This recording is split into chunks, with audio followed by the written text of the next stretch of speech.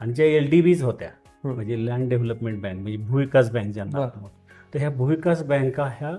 Term loan द्यायचं काम करतात, म्हणजे लॉंग टर्म क्रेडिट देत होते, म्हणजे की जे डेव्हलपमेंटचं आपण कर्ज नव्हतं, म्हणजे लँड डेव्हलपमेंट असेल किंवा त्यांना ट्रॅक्टर्स मशिनरी घ्यायचे.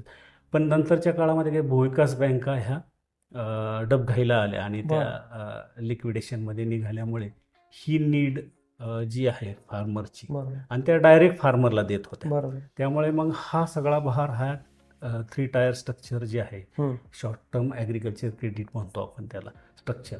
तर त्यांच्याकडे आल्यामुळे मग DCCBचा रोल वाढला. आणि मग त्यावेळी ॲज अन ॲग्रिकल्चर ऑफिसर मी ज्यावेळेस इथे अपॉइंट झालो,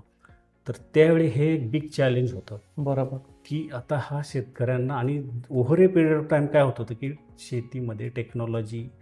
अपग्रेड होत होती, नवीन नवीन टेक्नॉलॉजी येत होती, आणि मग त्यासाठीचं जे प्रोडक्ट म्हणजे शेतकऱ्यांची फायनान्शियल नीड